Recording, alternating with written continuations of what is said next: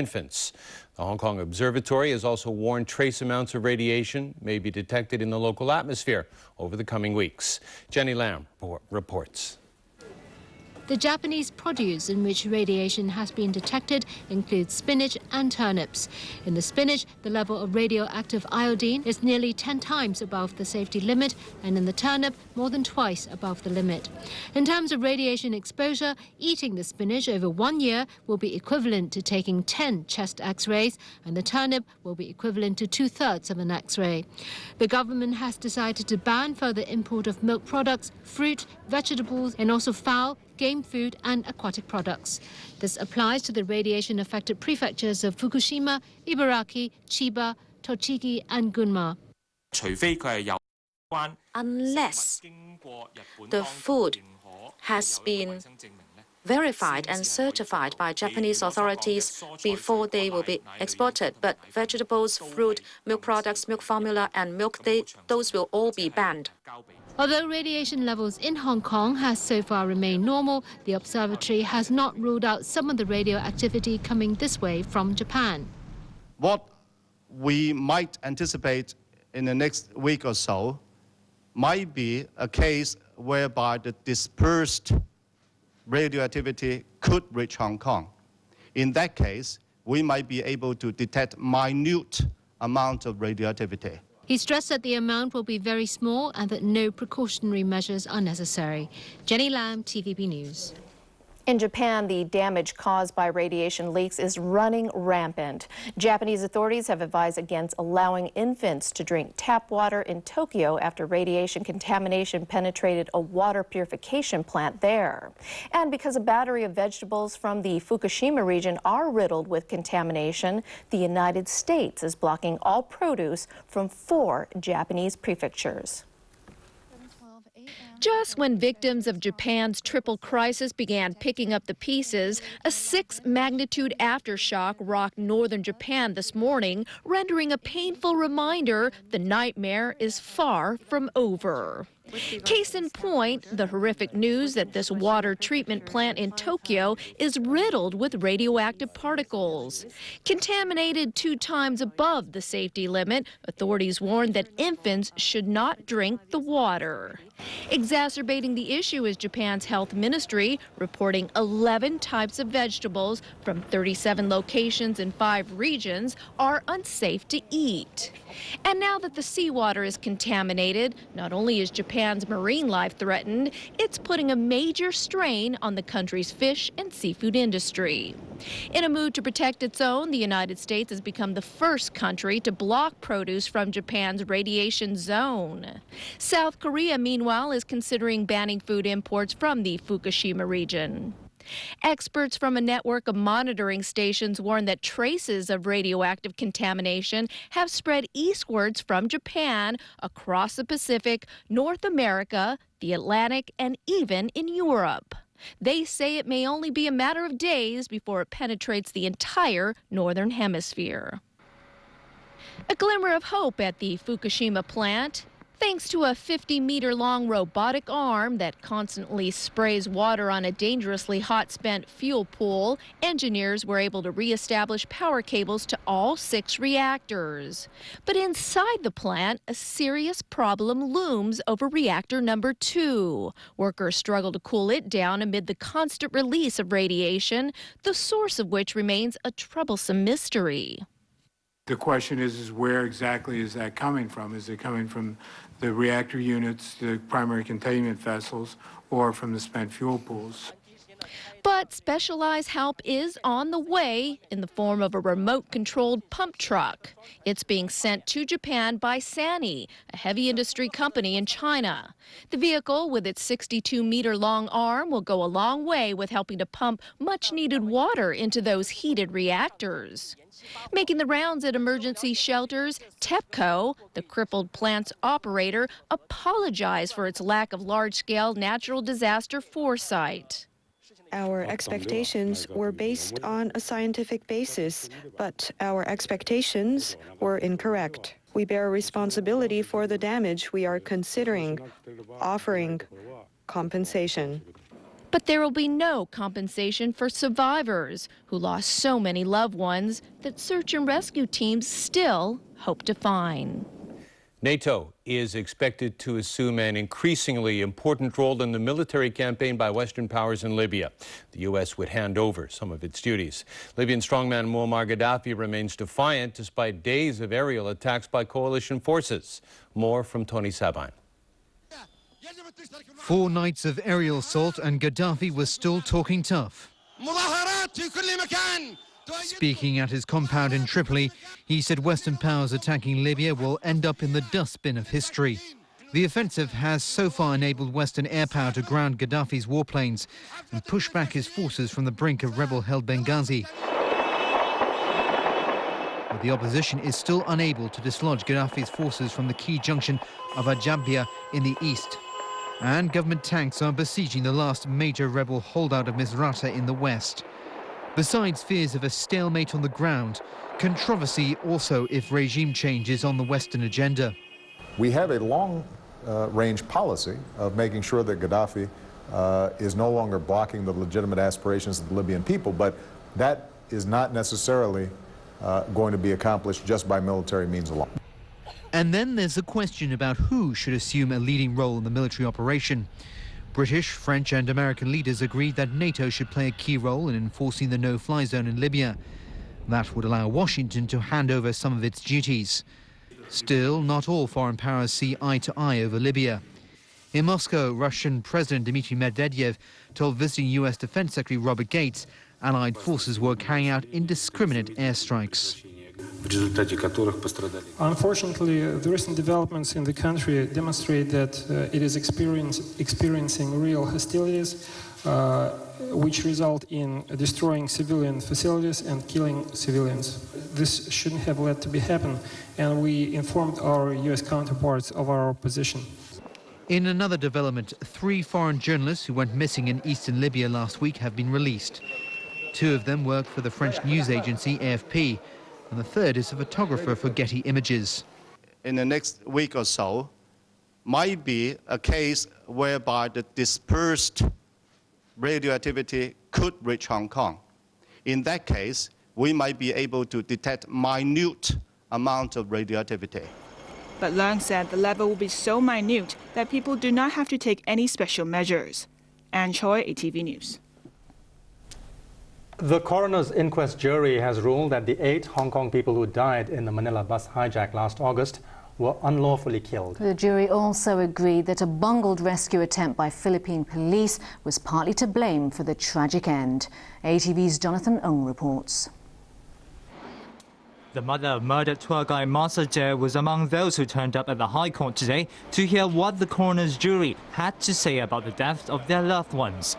After deliberating for 5 hours, the 5 jurors found that the 8 Hong Kong tourists were unlawfully killed in the Manila bus hijack last August, and the bungled rescue attempt by Philippine police played a role in their deaths. Family members welcomed the verdict. We are satisfied with this decision. Yeah. The 8 victims, 13 other Hong Kong tourists and their Philippine tour guide were held captive by sacked Filipino policeman Rolando Mendoza, who seized their Hong Tai tour bus. 7 hostages were released, but the other 15 were still on the bus when negotiations broke down and Mendoza opened fire on his captives. In a break from tradition, the jurors presented a narrative finding instead of the traditional verdict, giving an account of the crisis as it happened by answering a list of questions. The jury agreed that 4 main factors contributed to Jie's death. The inability of Philippine authorities to appropriately respond to Mendoza's demands was one of the factors, while police negotiators lying to Mendoza led to the stalling of negotiations. The other factors were Mendoza losing control of his emotions and opening fire after seeing his brother being arrested by police, and Philippine police taking 1 hour and 20 minutes before gunning Mendoza down. But the jury said there was inconclusive evidence to rule whether 4 other things happened on that fateful day. These included whether Mendoza had previously agreed to release all on board the bus at 3 p.m. that day, and whether any police officials were in command at the scene when Mendoza opened fire, as there were reports that they had left for dinner. They also could not confirm whether Jie would have survived if he had been attended to within 20 to 30 minutes of being shot, and whether anybody had gone to rescue him or check whether he had vital signs of life. As a coroner's officer, I'm very satisfied that the jury has shown very conscientious steps to consider all the complicated questions and the issues. They have taken considerable care. As you can see, they don't just accept each and everything put to them. They have obviously exercised very careful consideration in coming to their verdict. To that extent, I think the people of Hong Kong should be very grateful to them. Zha's family is considering civil action against Philippine authorities and hopes the Hong Kong government can help. I hope they can assist our further legal action, but to specific for what kind of action, I can't tell at this moment. Amy Ng, whose husband and 2 daughters were killed while her son was seriously injured in the tragedy, refused to comment on today's verdict. Johnson Ng, TV News. After the break on ATV's main news tonight, Carrie Lam rejects accusation that government kowtowed to developers. 村長都被取消資格，要安排重選嘅。不過呢，就冇回應啦，點解會出錯？古志雄報導。根據政府嘅劃界，呢度叫梅樹坑村。不過呢度冇人、冇屋，亦冇村，只係一個山頭。真正嘅梅樹坑村喺幾百米以外。我哋2個月前報道過政府擺咗烏龍，當時政府話會審視個案，有結論就會回覆。之後我哋一直收唔到政府嘅結論。原來喺2月初，政府已經刊憲取消咗後任村長嘅資格，仲一併解除現任村長嘅任命，但係冇解釋原因。村長話已經收到民政處通知，不過村入邊冇任何告示。民政處回覆話，因為現任同後任居民代表技術上唔符合資格，按法例取消佢哋嘅任命，會盡快重劃村界。月底喺村口貼出告示做公眾諮詢，最快今年年底可以補選。但係咪有人犯錯？點解出錯？政府都冇回應。村長話：原本打算一上任就幫梅樹坑村爭取改善村入邊嘅設施，咁而家俾人取消咗村長資格，都唔知點算。唯有希望政府可以早啲安排補選。有線電視記者古志雄報導。有立法會議員認為事件涉及嚴重行政失當，政府要詳細解釋。呢件事好明顯呢係有行政嘅失當，同埋我覺得係幾嚴重嘅行政失當。佢應該係有一個好啲嘅交代，就唔好淨係話技術理由，係錯就錯咗，係咪？應該向有關人士呢係解釋。甚至咧係作出道歉，就我覺得咧就係唔好咧將佢掃去地氈底，就唔作解釋咧。咁呢個唔係一個即係負責任政府應該持有嘅態度。佢話：好彩涉及嘅村民唔多，村長係自動當選，冇花費大量嘅公帑。如果發生喺人口多嘅鄉村，後果會更加嚴重。咁佢要求當局以後制定村界要小心核實。Kimi 啊，早幾日咧日頭都有成25、26度啊，呢2日又凍翻，而家嘅天氣咧真係幾反常啊！點知啊，連風季咧都可能會提早添啊！天文台預測6月或者之前咧，可能就已經會打風噶啦，咁數目咧仲比正常嘅多啊，有6至9個，威力咧亦都可能會強啲嘅。盧佩珊講下，天文台舊年一共發出過5次熱帶氣旋警告，其中超級颱風鯰魚冇正面吹襲香港。天文台預測今年影響本港嘅熱帶氣旋大約有6至9個，較正常嘅偏多。由於氣候變化，熱帶氣旋嘅威力會較強，唔排除部分會達至超級颱風嘅程度，呼籲市民留意。雖然間即係而家我哋嘅建築物係比以前好咗啦，咁但係其實嗰個因為我哋另外一個因素咧就係人口個密度係高咗嘅，咁所以其實係即係都唔可以話掉以輕心嘅。一個超級颱風嚟香港咧，其實係佢可以係仍然係繼續造成一啲破壞。雨量方面，天文台預測全年介乎2100至2700毫米，屬正常情況。不過過去2年嘅紀錄顯示，落雨嘅時間較少，但一落就係大雨，甚至每小時降雨100幾毫米，有機會出現山泥傾瀉同水浸。有線電視記者盧佩珊報導。有關旅遊保險嘅投訴持續上升，保險索償投訴局話，旅遊保險同意外保險嘅性質係唔同嘅，意外嘅定義會狹窄一啲，投保人要睇清楚條文，小心選擇。林海容報導。保險索償投訴局舊年收到470幾宗投訴，比前年少8%，最多係關於住院或者醫療保險，而旅遊保險投訴就持續4年上升。舊年有68宗，比前年多咗28%，有冇得賠要視乎保單點詮釋。其中一個個案諗住去智利旅行，點知出發之前智利大地震，取消行程，但機票冇得賠。原來個旅客計劃先飛阿根廷，但當地冇地震，航班冇影響。第二程原定1個月之後由智利飛復活島，但地震已經完晒，機場都重開，行程根本冇問題。咁旅行遇上意外受傷又點呢？好似人質事件傷者陳國柱同埋易小玲，不滿攞唔足賠償，投訴局話旅遊保險唔可以當意外保咁去賠。去翻個大原則就係你買旅遊保險呢，就唔係買所有嘅保險一張過買晒嘅嚇。旅遊保險嗰度呢，佢係採取咗一個比較狹窄啲，即係比一個嚴重啲嘅一個傷殘，先至可以係攞到佢嘅賠償咯。保險索償投訴局又提醒市民，即使係同一款嘅保險產品，間公司嘅條文都可以好唔同，市民應該要小心選擇。不過投訴局亦都承認，而家嘅保險產品未必跟得上市場轉變，有需要定時檢討。有線電視記者林海蓉報導。歐美聯軍連續第4日展開空襲，領袖卡達菲公開露面話會戰鬥到底。